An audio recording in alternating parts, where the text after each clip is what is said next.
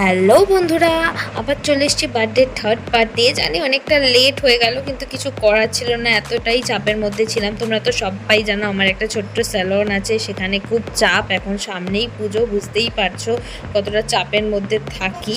তাও আর কি চলে গেছিলাম বান্ধবীর সাথে দেখা করতে। আর গিয়ে তো আমি একদম অবাক, বান্ধবী তো আমার জন্য কত কিছু করেছে। এরকম বান্ধবী কার কার আছে সবাই অবশ্যই ট্যাগ করো। কেক, গিফটস কি ছিল না, সব কিছুই ছিল, কিন্তু সেলিব্রেশন করার জায়গাটা আমরা প্রথমে খুঁজে পাচ্ছিলাম না। সেই অবধি আমরা মধ্যমগ্রাম স্টেশনেই কেক কেটেছি। আর সেদিন কিন্তু মধ্যমগ্রামের এই মোমোর দোকান থেকে মোমো খেয়েছিলাম। মোমোটার টেস্ট খুবই ভালো ছিল, কিন্তু স্যুপটা আমার একদমই ভালো লাগেনি।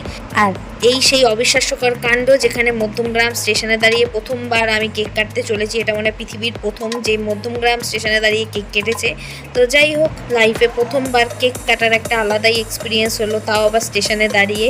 তো যাই হোক, কেক টেক কেটে গিফট পেয়ে আমি তো প্রচণ্ডই খুশি। সেই গিফটটা কী ছিল অবশ্যই নেক্সট ভিডিওতে জানাবো। তার আগে বলো তোমাদের আমার ভিডিও কেমন লাগছে। যদি ভিডিওগুলো ভালো লেগে থাকে তাহলে তো জানোই কী করতে হবে। লাইক, কমেন্ট, শেয়ার, সাবস্ক্রাইব করে পাশে থাকা বেল বাটনটি ক্লিক করতে ভুলবে না কিন্তু। আর আমার বান্ধবী তো দাঁত খেলাতে ব্যস্ত, দাঁত কেলেই ভিডিওটা বানিয়ে ফেললো। আর সেই এটা অবিশ্বাস্যকর মুহূর্ত, যেখানেও আমাকে গিফট দিয়ে 500 বার ছবি তুলতেই ব্যস্ত ছিল।